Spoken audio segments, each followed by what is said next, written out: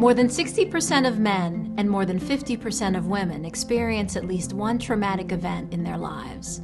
Combat exposure, child sexual or physical abuse, serious accidents, sexual or physical assault, natural disasters, and terrorist attacks are all traumatic events. Of those who experience trauma, most do not develop PTSD. About 7% of people who are exposed to trauma develop PTSD. People with PTSD may have symptoms that become more apparent under stress or in clinical settings, like at the hospital or doctor's office. If you work in healthcare, it's important for you to know about these symptoms. People with PTSD might experience reminders of the trauma. They might try to avoid people and places related to the trauma. They may feel numb or have negative beliefs about themselves, the world, and others.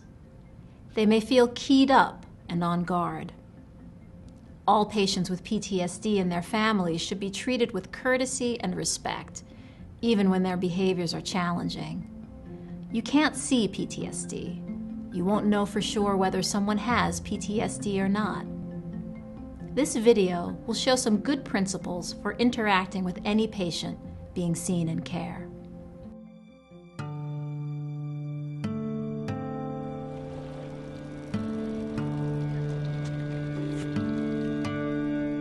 I don't like hospitals. I have no interest in being here. But my mother's been worried about me and pushing me to get evaluated. So this is the appointment to prove that I'm fine.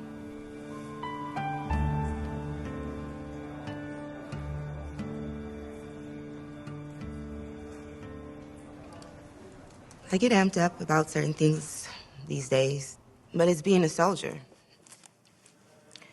Anybody who's been in combat for a long time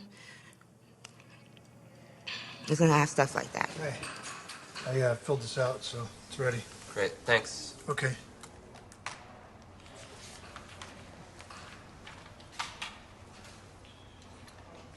I have an appointment at 11 o'clock, Sandra King. You just biked to your doctor's appointment? I did.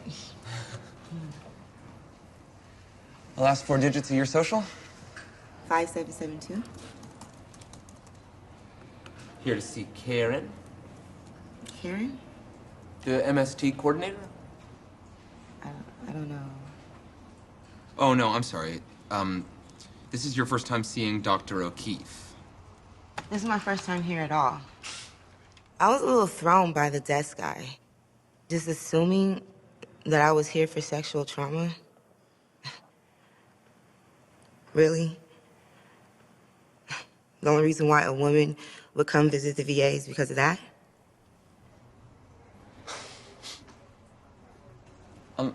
Excuse me, sir, could you just step back a little bit, please? Yeah, you know, I'm actually going to be late for my appointment. Okay, well, we just ask that all our patients wait behind that line on the floor.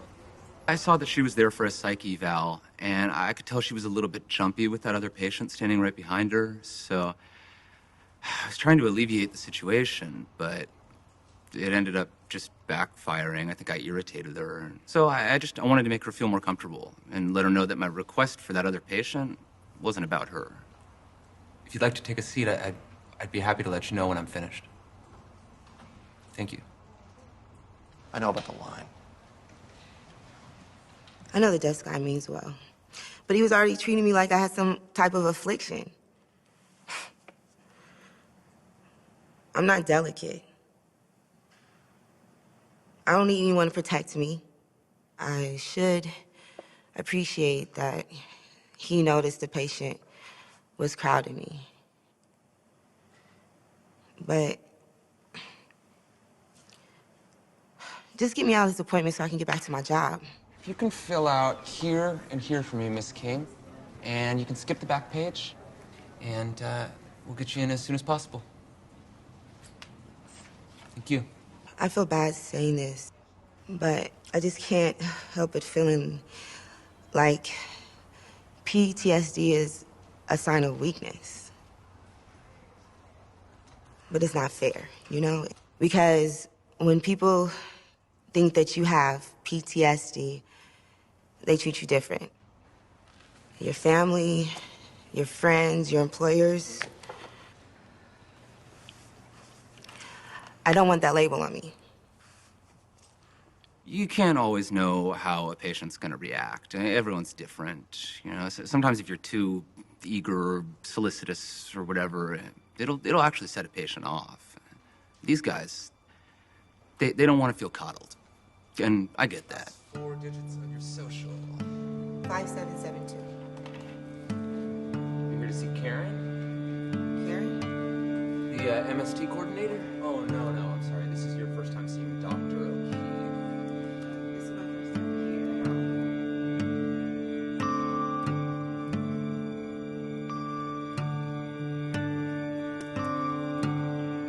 here. Excuse me, sir. Could you just step back a little bit, please? Yeah. Yeah, you know, I'm actually gonna be late for my appointment.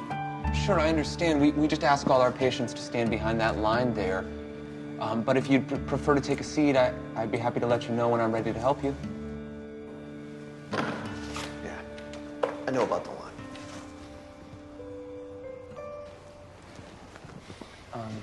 If you can go ahead and fill out here and here, Miss King, and skip the whole back page, and we'll be with you as quickly as I possible. don't like crowds. And when I go into a confined space, I need to see all the exits. I've been coming here for years, you know? But now, good luck getting some attention with all the new kids around from Iraq and Afghanistan. It seems like that's the only thing anyone cares about anymore. And don't get me wrong, I've got the greatest respect for these guys. What they've done, I mean, it's not their fault.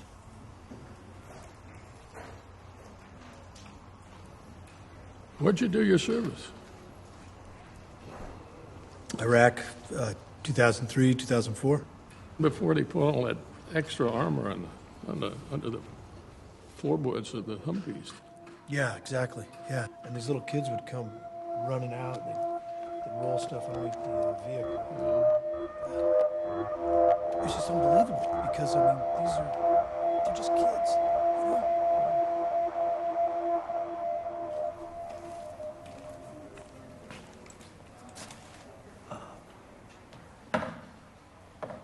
Mackie, 6689, 11 o'clock. Thanks for waiting, sir. First name? Don? So, okay, we actually have your appointment scheduled for next week. It's the same time and the same day, but it's yeah, next week, the 23rd. No, well, mix up. Today's my appointment, trust me. Do you know what it takes me to get here? 3 buses. I've got to give myself an hour and a half just to be safe. Do I look like a guy who gets my appointment day wrong? I understand. Wait, what is it that you understand? Well, let me see if another provider can take you today, Mr. Mackey. I don't want another provider. I want to meet with Dr. Kelly. Dr. Kelly knows me. Yeah, I'm afraid. No, Dr. Kelly knows Yeah, me. I'm afraid the doctor can't meet with you today. I'm very sorry for the confusion. Well, wait, whose confusion is that? The doctor doesn't have any free appointments today. Would you like to go ahead and keep your No. appointment for next week? No, this is my damn appointment. Okay. I shouldn't have blown my cool. It's just this guy was assuming that I was confused about my own appointment. And I found that just insulting. And he was just staring at his computer screen, and I didn't feel like he was even listening to me. No, I just want my damn appointment. Mr. Mackey, what can we do for you?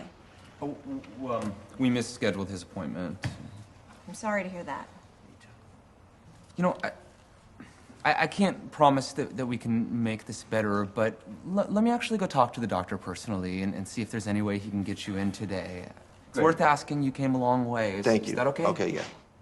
How about you go to the canteen and get a cup of coffee while Isaac checks with the doctor? I would be more than happy to come get you when we have more information.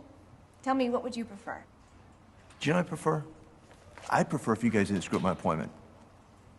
How about that? Understood. Yeah. Yep. I'll be in the canteen. Okay. Well, I realize letting a patient know that you're listening to them directly makes a huge difference. And it's eye contact, it's undivided attention, and it'll go a long way, right? Because it's easy to get distracted at the desk. Still, I mean, there's nothing we can do to keep every patient from getting angry. Hyperarousal is just a symptom of PTSD, so I try to remember that. You know, not take it personally, not internalize it. So, there's a dance party going on. Yeah. I'm gonna tell you right now, Kevin is doing it. It makes me uncomfortable to think that the people here might joke about some of the patients. I don't know if they were really, but even the thought that they might be, it bothers me. The VA needs to be a place where you can feel safe, you know? Trust, privacy, all that. Kevin, he's doing like one of these. His face in this. Hang on just 1 second. Mr. Vasquez, can we help you? I was going to ask if there's any restroom on this floor. I apologize. I didn't realize you were waiting for us. I'm actually headed down the hall anyway. I can show you where it is.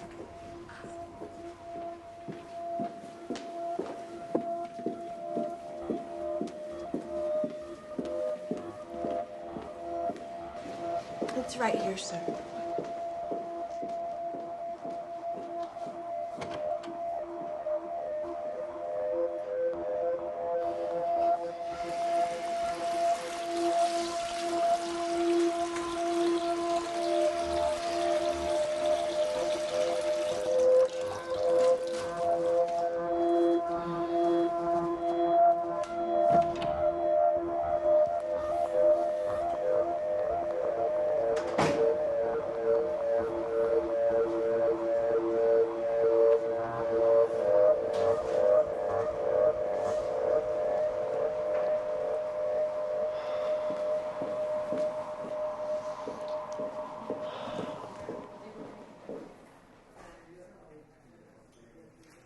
Mr. Vasquez, are you heading back to the waiting room?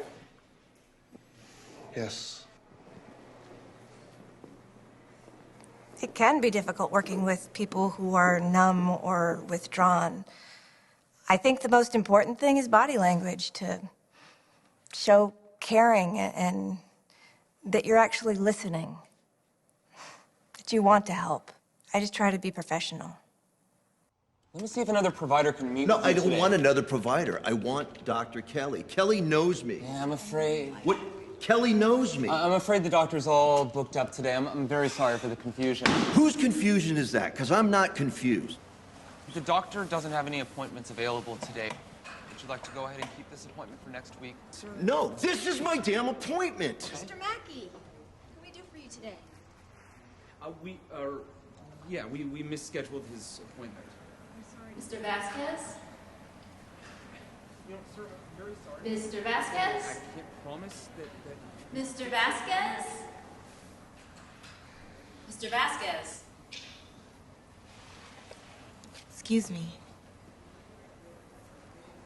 Are you Mr. Vasquez? Yeah.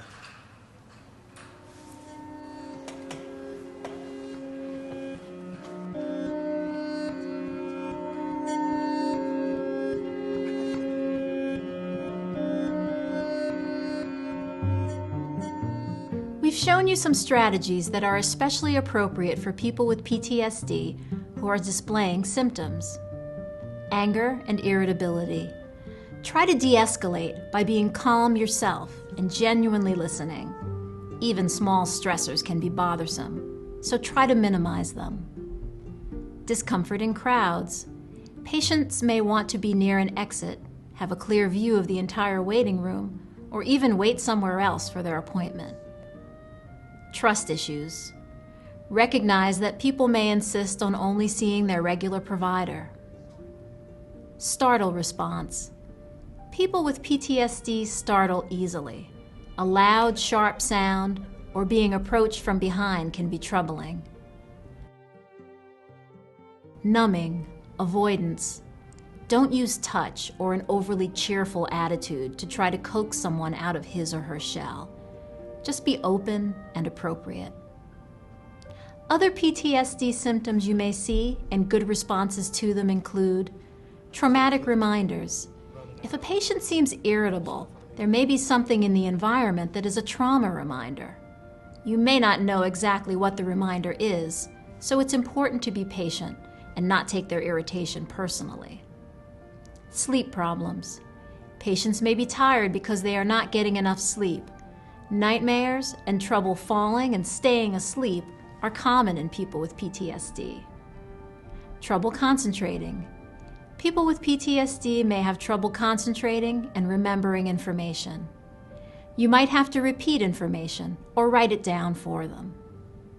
Remember, awareness and sensitivity about PTSD are important for all healthcare staff, not just for those working in mental health or direct patient care. People with PTSD or trauma histories also interact with staff in the cafeteria, the halls, the parking lots. You will be best positioned to help these patients and their families if you have a good understanding of the challenges they face. For more information, you can visit the website of the VA's National Center for PTSD, www.ptsd.va.gov.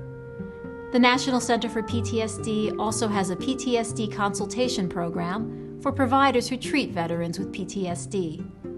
Any provider treating veterans with PTSD can ask a question or request a consultation about anything related to PTSD. Go to www.ptsd.va.gov/professional/consult to learn more.